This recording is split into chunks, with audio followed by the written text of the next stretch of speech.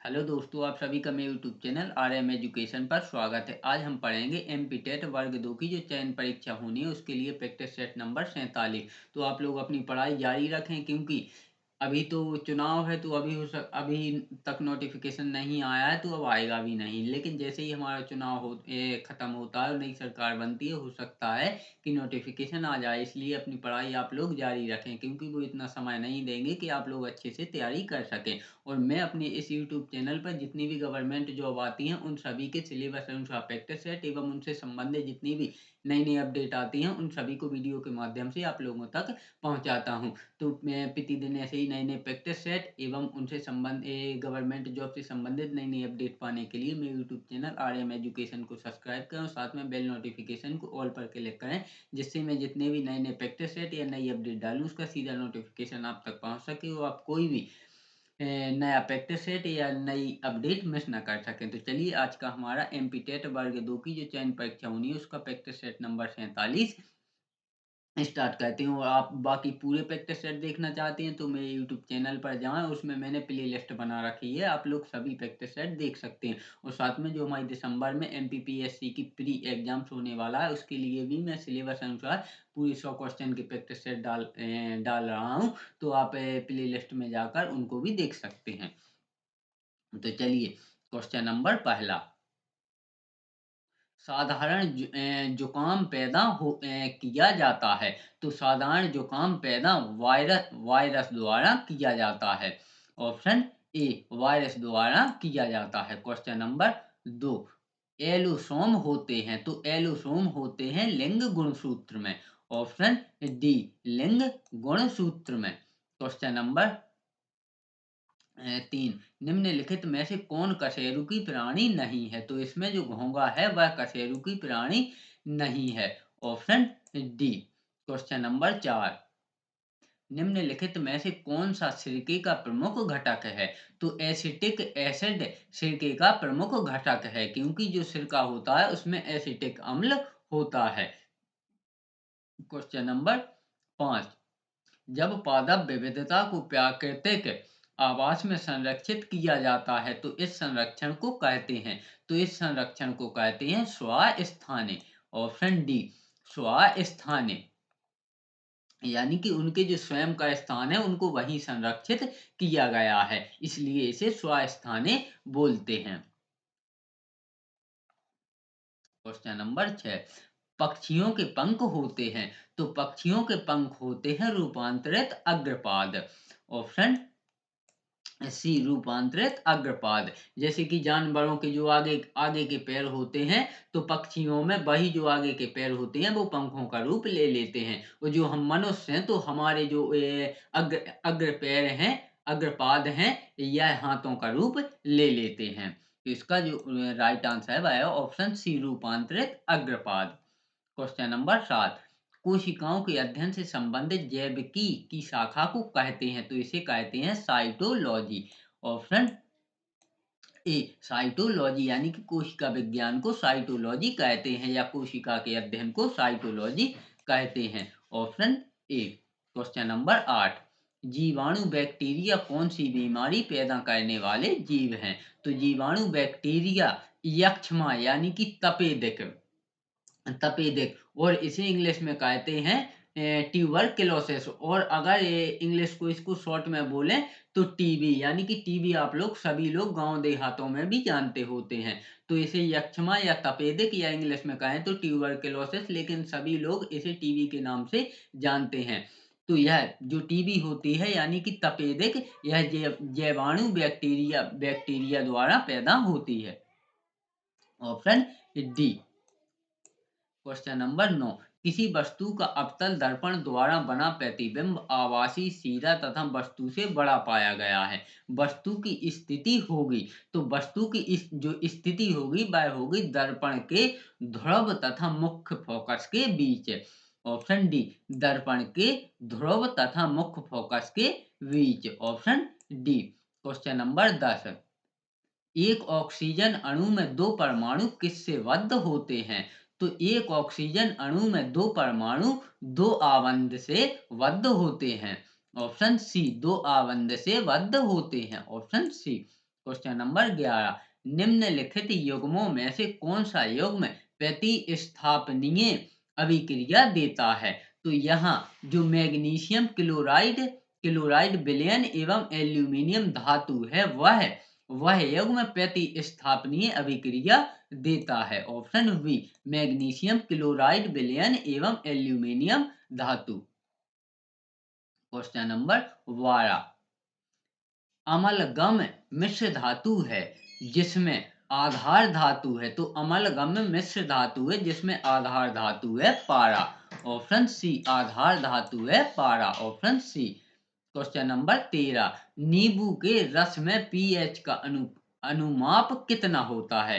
तो जो नींबू का रस होता है उसमें जो पीएच यानी कि पावर ऑफ हाइड्रोजन का अनुमाप होता है वह होता है 7 से कम। जैसा कि मैंने आप लोगों को कई वीडियो में समझाया है कि जो पीएच स्केल होता है वह 7 से 14 तक होता है और जो 7 होता है वह नॉर्मल होता है, यानी कि वह ना तो अम्लीय होता है ना ही क्षारीय होता है। तो जो 7 से नीचे जाता है वह अम्लीय होता जाता है, जितना ही नीचे जाएगा उतना ही ज्यादा अम्लीय होता जाएगा। तो नींबू का रस खट्टा होता है और जितनी भी खट्टी चीजें होती हैं वह अम्लीय होता है और जो 7 से ऊपर जाते हैं तो वह क्षारीय होता जाता है, यानी कि जो चीजें कड़वी होती हैं वह क्षारीय होती हैं। तो नींबू के रस का जो पीएच मान होता है वह होता है 7 से कम और जो 7 पर रहता है वह न्यूट्रल होता है, जैसे कि हमारा शुद्ध जल। Option A.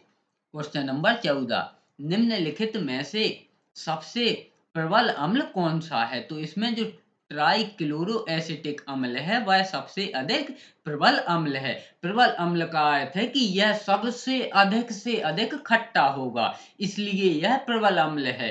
क्योंकि जितना ही ज्यादा कोई खट्टी चीज होगी तो वह उतनी ही अधिक अम्लीय होगी। तो इसमें ट्राइक्लोरो एसिटिक अम्ल सबसे प्रबल अम्ल है। Option D.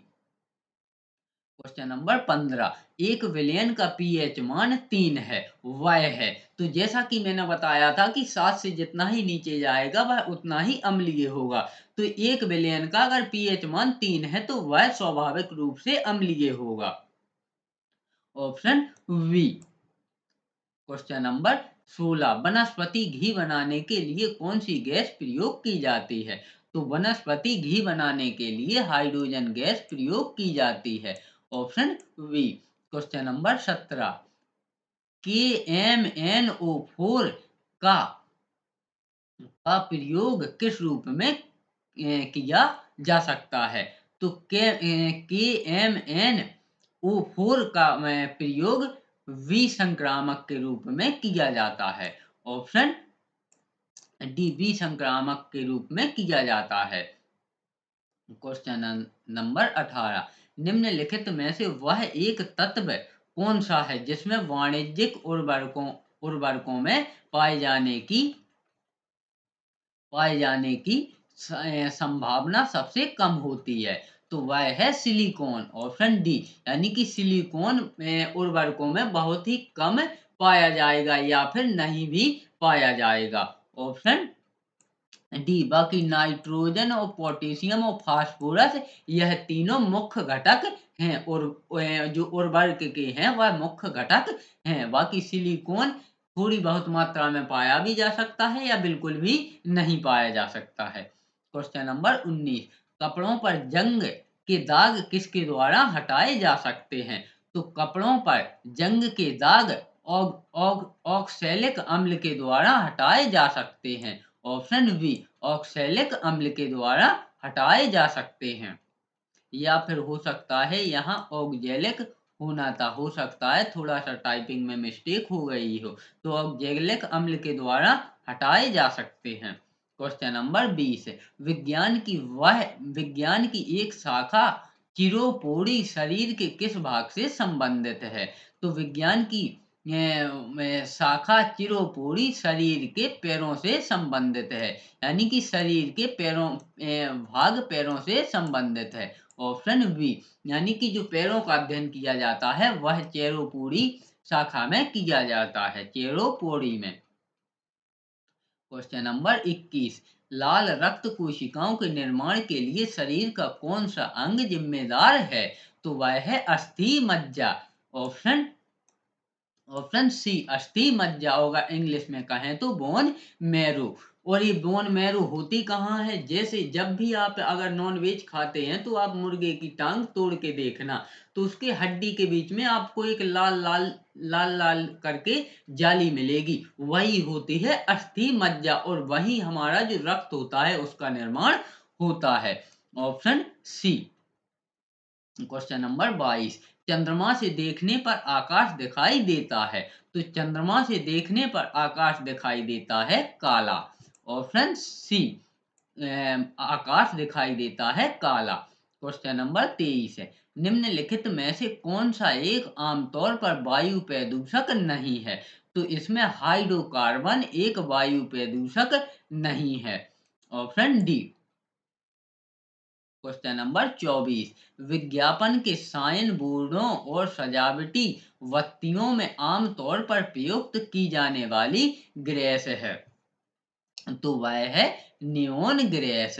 Option D, neon grace. Question number 25, 5% जल वाले एथेनॉल को कहते हैं, तो 5% जल वाले एथेनॉल को परिशोधित स्प्रिंट कहते हैं।